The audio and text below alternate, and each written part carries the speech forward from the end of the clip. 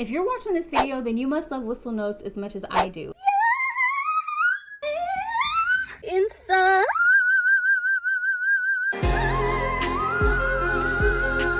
I have been in love with Mariah Carey ever since I was a kid, and when I was younger, I used to tell myself if I could scream the note, then I could sing the note. And that is terrible, terrible advice, but somehow, some way, I was able to scream my way into somewhat of a whistle register. Not scream, I actually am classically trained. That's why I learned how to sing that high. But anyway, let's get back on track. So my highest note right now is a G6, and if you want to see if I can get higher than a G6 in my whistle register, then keep on watching. Alright guys, so in order for me to complete my mission, I logged onto YouTube, found a cool page you should probably subscribe to, looked up whistle notes tutorial, browsed past my own whistle notes tutorial, and found one by Ramsey Vocal Studio. Now I'm getting my voice tuner and we're ready to go. Start. Okay, cool.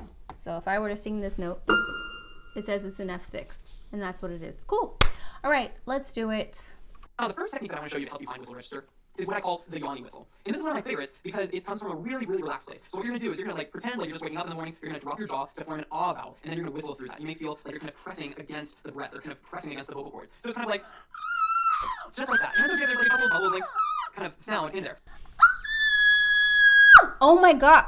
Okay, that was a G. Okay, well, that's still higher than what I've been able to do like on a consistent basis on my own. G#6. Let's try it again. Oh my gosh, it just said A6. Oh my gosh, you guys, this works. That's crazy. Hold on, let me try this one more time, bro. I did that A6. Oh my God, that's crazy. Okay, all right, I'm a believer so far. Yawny whistle is coming through, and I hit that A6 a couple of times. I get a feeling, just like you're yawning. And the reason that's so important is because when you're yawning, you're allowing this vocal mechanism, like your larynx, to stay really relaxed. In other words, you're not tightening it. A lot of people, when they first start out singing whistle register, they really just tighten everything, just squeeze the bejesus out of their vocal cords. And then the people think about that. I definitely have to say that I feel like I have squeezed the bejesus out of my vocal cords for this so far. I'm not going to lie, but when I did do it right, it didn't feel like I was squeezing, so.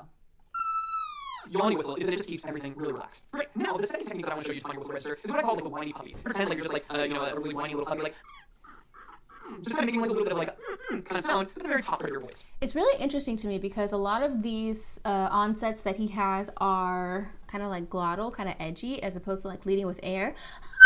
Because I feel like that's the approach that I normally would take. Like whenever I'm singing like mini Ripperton or anything like that,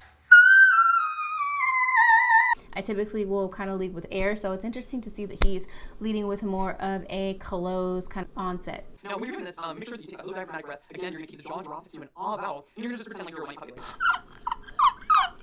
So, whiny puppy, diaphragmatic breath. Let's try it.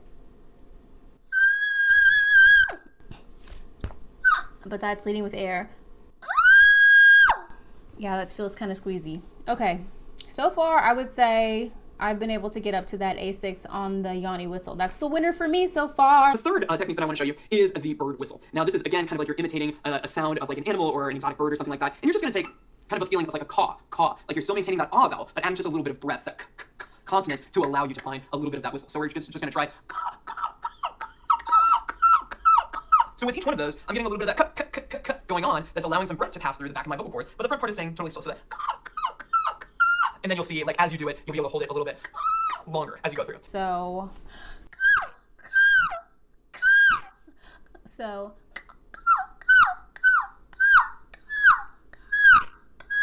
yeah, so far, all I've been able to get up is, I'm not mad. I'm not mad. It's the G#6 is what I've been able to get up to on a consistent basis. So far with this tutorial, I'm not mad at all. And actually, I would say for me personally, this caw one has felt easier on my vocal cords, on my muscles, than the one previous to it. So, all right, let's see what's next.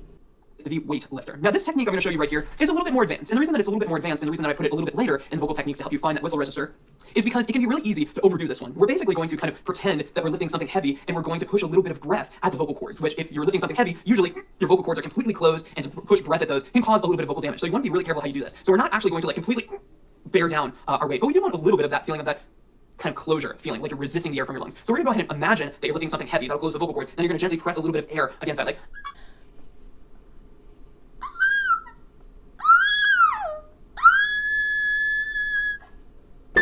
Okay. I mean, Sing Sharp says I was an A6, but that seemed kind of flat to me. I think what I wouldn't recommend is like trying to hold the note for very long because that's where I run into feeling like a lot of tension. So don't do that. All right, let's see what's next. High note, out. Great. And the last technique that I want to show you for finding your whistle register is speaking Mariah. Now, Mariah Carey is really well known for her amazing whistle register at the top. And one of the things that makes her whistle sound so good is it's just super natural for her. And in interviews, if you watch interviews with Mariah, she kind of talks about how as she was a kid, she got sick a lot. And as a kid who was sick, you're still speaking, even though you probably should be on vocal rest. So she would kind of like... She would kind of talk in that whistle voice. So what you can do is you can kind of like imagine that you're keeping that nice vowel and just kind of talk into it so that... And that will help you find a little bit of that whistle register. And then what you want to do is you want to just isolate that kind of sound and then go ahead and lean into that vowel like...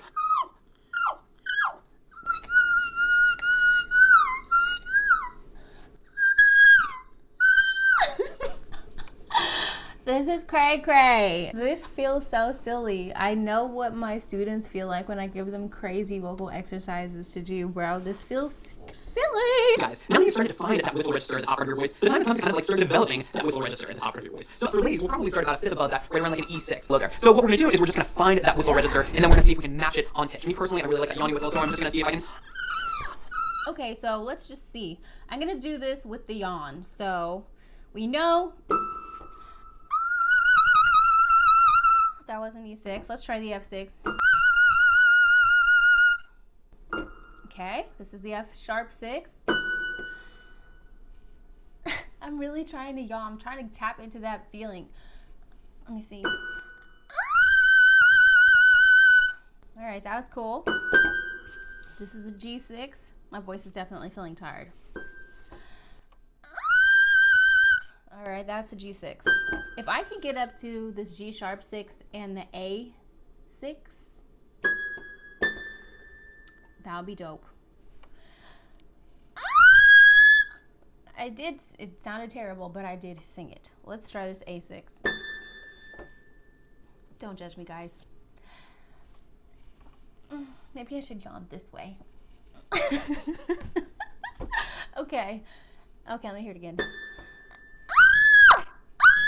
Yeah, no, it's not. All right, guys, so honestly, I'm not mad at the results of this experiment. I was able to get up to an A6, which is not something that happens on a consistent basis for me. So I definitely feel like the yawn part of this tutorial was very helpful for me personally. That being said, my voice feels really fatigued right now, and I even also blew through my singing straw. As a vocal coach and as a singer, I highly recommend not spending a whole lot of time trying to work on your whistle register. There are so many other things that are more important in terms of like foundations for developing healthy vocal techniques. So this is something that you can play around with every once in a while, but I really do not encourage going there a whole lot because you can damage your voice. And if it starts to feel fatigued, just stop.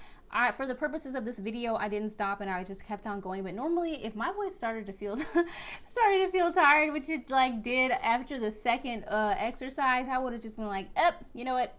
That's nope, not doing it. But I just wanted to just see if these exercises would be helpful for me, and the yawn one is the winner. Anyway, if you found this video to be helpful, you might like these singing tips that I have for you. Let me know in the comments, you guys, what is the highest note that you're able to reach in your whistle register? And if you like this video, give me a thumbs up, subscribe for more content like this, and I'll see you on the next one. But until then, keep jamming with your eyes wide open. Bye. I'm going in circles, you spin me around.